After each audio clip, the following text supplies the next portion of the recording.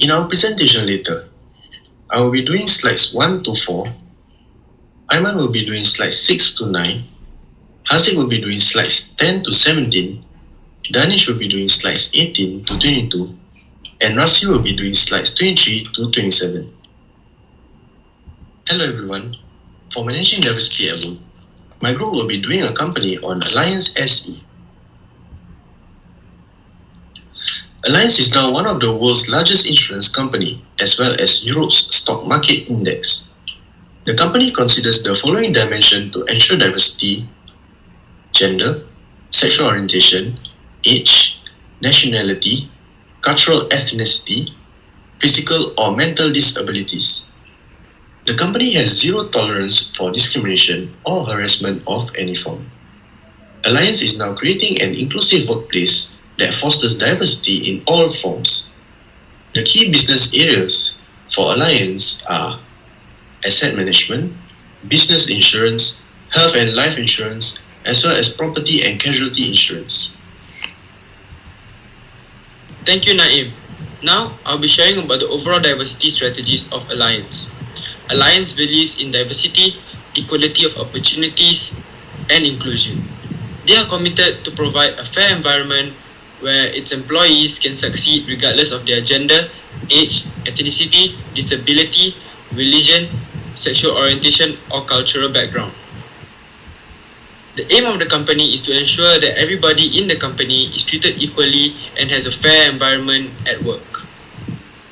One of the actions taken to ensure that everybody is treated fairly is that Allianz has signed the UN Women Empowerment Principles as well as the Gender Equality Balance Network, in hopes that it will create a respectful work environment where women and men can develop to their fullest potential. Developing and fostering gender equality. Allianz is committed to ensure that gender will not be a barrier to career opportunities, nor will it hinder the abilities of its employees to advance in the future. It has a gender-biased employment network in ensuring that everyone is treated equally. By signing the UN Women Empowerment Principles, Allianz is now fair in ensuring that women are given equal rights and underline their commitment to gender equality. Here we have the matrix based on gender equality. On the left, we have the total number of employees in Allianz, and it shows us that 49% are men and 51% are women. On the right, we have another graph that tells us that 38% of Allianz managers are women.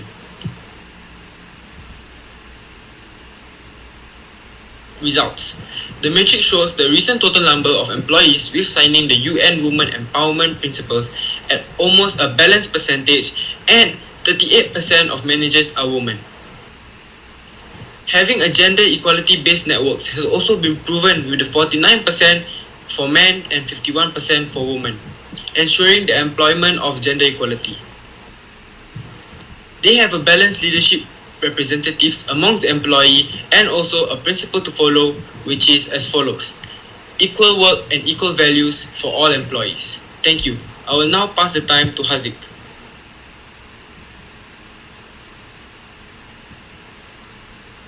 Thank you, Aiman. The first initiative that Allianz have taken is to implement a gender-balanced employee network. How this network relates to the overall diversity strategy is that it focuses on gender balance, inclusion, and equity for all genders. It focuses on making people feel good in Allianz. As mentioned from Aiman in the previous slides, where he said, Allianz believes in diversity, equality of opportunities, and inclusion, as well as how Allianz followed the principle of equal work, equal pay. This initiative aims to achieve that strategy.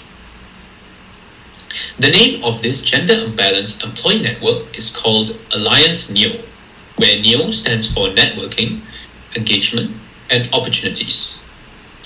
This network creates an inclusive environment for both men and women through finding concrete improvement opportunities. It focuses on creating dialogues and allyships, as well as regularly communicating on topics such as breaking through the gender stereotypes. Alliance Neo also have successfully pushed for a signature for UN Women's Empowerment Principles. The network creates dialogues on, firstly, breaking through gender stereotypes, secondly, health and well-being, thirdly, resources and benefits such as parental love, and last but not least, mentoring. Alliance also focuses on continuing positive trends in the gender equality also in their workforce. They are committed to gender balance in the talent pipeline in the different levels of management. They also look at the progress of equal gender representation in revenue-generating positions. In the next slide, we will be focusing on the main gender equality KPIs, key performing indicators. The matrix that we will be discussing is women in leadership roles in Alliance. The results, as you can see from the table as of December 2020, there is a 33% of women in supervisory board, and there is also a 24.9% share of women in top management positions. There is also a total of 38.2% of women in all management positions. Being committed to diversity and career development for women, Alliance has set itself the target to increase the percentage of women in its global talent pool for top management positions to 30%.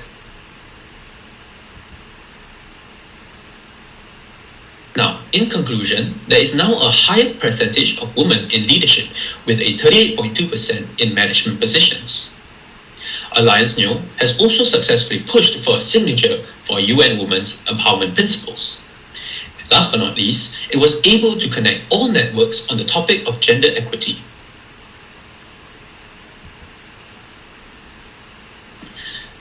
Now, moving on to our second initiative.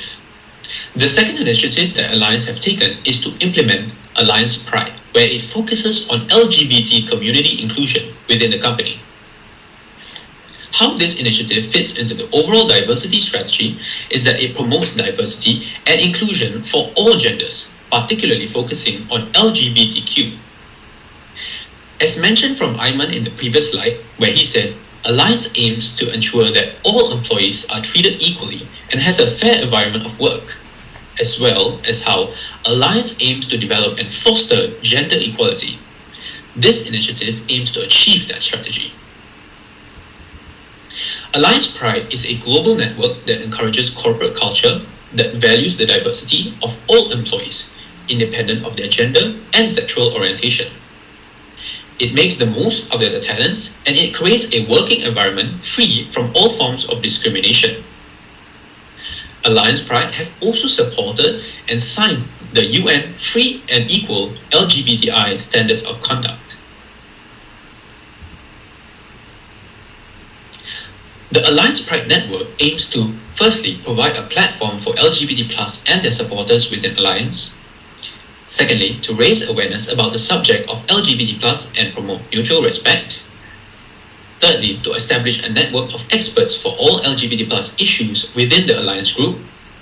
And last but not least, to make talent thrive and stay within the company, knowing that employees can bring their whole selves to work, which results in putting all their energy and creativity into their jobs, not having to hide part of themselves and contribute jointly towards the success of the Alliance business strategy. The matrix that we will be looking at is the HR Corporate Quality Index, or CQI. The Corporate Quality Index is a national benchmarking survey that evaluates LGBTQ-related policies and practices, including non-discrimination workplace protections, domestic partner benefits, transgender inclusive healthcare benefits, competency programs, and also public engagement with the LGBTQ community. The Human Rights Campaign Foundation has named Alliance Life Insurance Company a 2021 Best Place to Work for lesbian, gay, bisexual, transgender, and queer LGBTQ employees. The company received a 100% rating on the Foundation's Corporate Equality Index for the 5th consecutive year. In conclusion, through Alliance Pride, which is dedicated to support LGBTQ colleagues through inclusion, ally engagement, education, community involvement and outreach, the company has successfully raised awareness about the subject of LGBT, reduced the amount of discrimination against LGBT in the company, and have made talent thrive and stay within the company. And last but not least, they have also been named the best place to work for LGBTQ employees. Now, I'll be passing the time on to Danish, who will be talking more about part 2 of our project.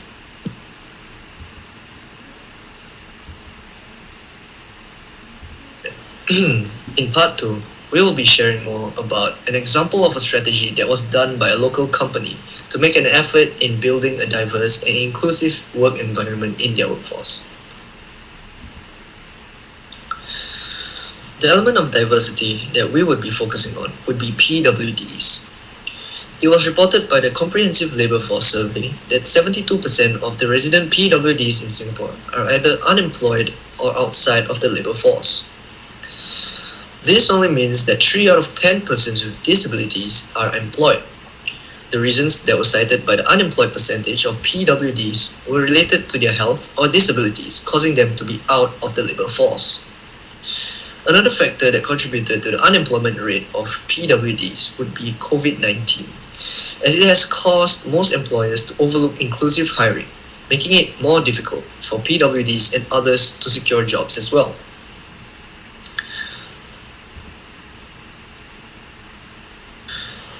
A 59-year-old Mr. Chen Chi-min is an individual who has 28 years of working experience in construction. He suffered a stroke in 2010 and was unable to find a permanent job after going through his rehabilitation process. For the past 10 years, he has only managed to join a 1-year internship program after gaining software skills through a course that he applied for.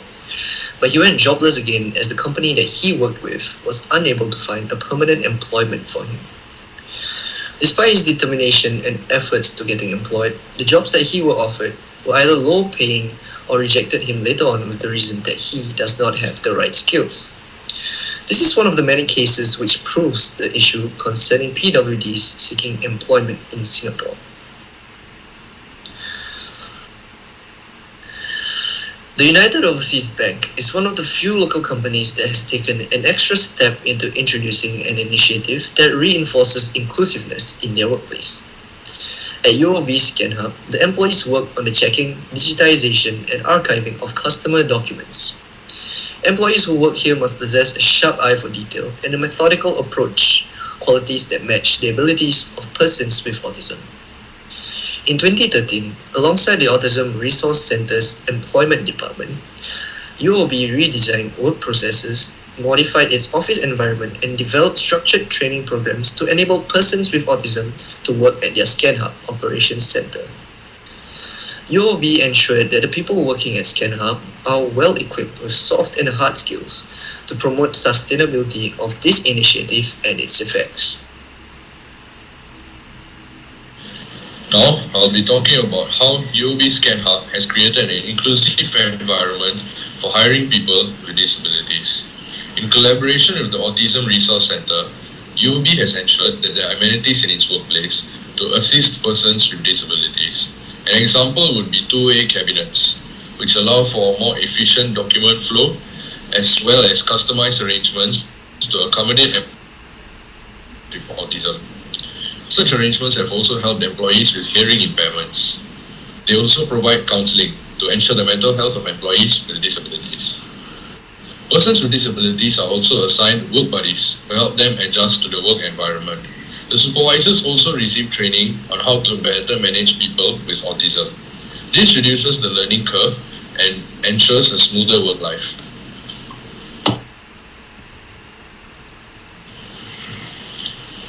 These are some of the metrics that we can look at to evaluate the effectiveness of ScanHub's strategy.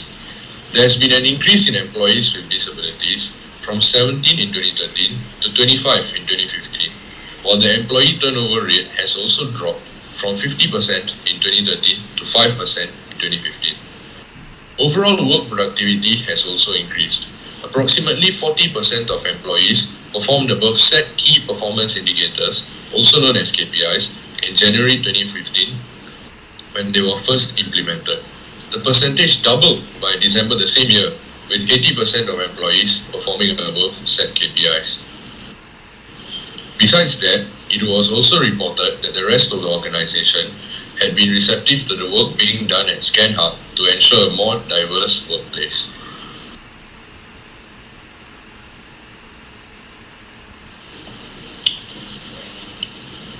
As diversity officers, we aim to have more people with disabilities working in our company. According to Light of Dawn, an initiative by the GAS Academy, who focus on equipping people with disabilities with the necessary skills to boost their employability, there are various benefits to hiring more people with disabilities. The first would be a more inclusive workforce. The inclusive culture would translate to a greater retention of employees with disabilities, thus reducing recruitment and training costs. In an article done by EBN, it is reported that employees with more inclusive disability hiring practices report 28% higher revenue and 30% higher profit margins, according to research from Accenture. In another study done by the Chicago Lighthouse, it was found that on average, the employees with disabilities had a higher retention rate than fully able employees. The second benefit would be more innovation and creativity in the workplace. One problem when having a less diverse workforce is the groupthink phenomenon, which occurs when the desire for a group consensus overrides the desire to present alternatives. Having more employees with disabilities allows fully able employees to think from alternate points of view, which prevents groupthink. According to ScanHub statistics, the overall productivity of their employees increased when they hired more people with disabilities, which I mentioned earlier. Besides that, it is also reported that employees with disabilities are less likely to get into work-related accidents.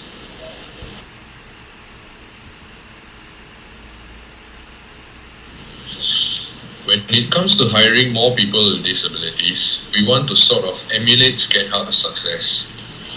Thus, we aim to collaborate with organizations that work towards ensuring equal opportunities for persons with disabilities, such as SG Enable, the Singapore Business Network on Disability, and the Autism Resource Centre. This would allow us to have a better understanding of the key points to take note of when employing people with disabilities and also refine the hiring process. Understanding key pointers to look out for during the hiring process would ensure that we select the people that would be the best fit for the company and provide a significant contribution in the long run. Another goal of ours would be to have more facilities in the workplace to accommodate people with disabilities, such as braille text for the visually impaired, text and visuals for the hearing impaired, and adjustable furniture for wheelchair users. Having furniture to accommodate people with disabilities would ensure that they are fully able to utilize their skills without facing hurdles, which in turn would allow for a higher productivity rate. An example of an initiative we would undertake would be to implement well-structured training programs, which would allow employees with disabilities to be better prepared for work life. As mentioned earlier, ScanHub has experienced more employee retention when they hired more people with disabilities. Thus, we also want to ensure that the initiatives we implement are sustainable and not just a short burst of energy.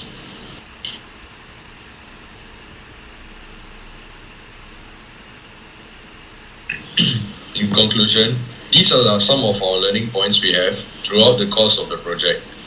As a collective, we have learned more about not only how companies can ensure a more diverse workplace, but also the benefits and importance of doing so. We all agree that having an inclusive environment at work is beneficial to everyone involved. Thank you.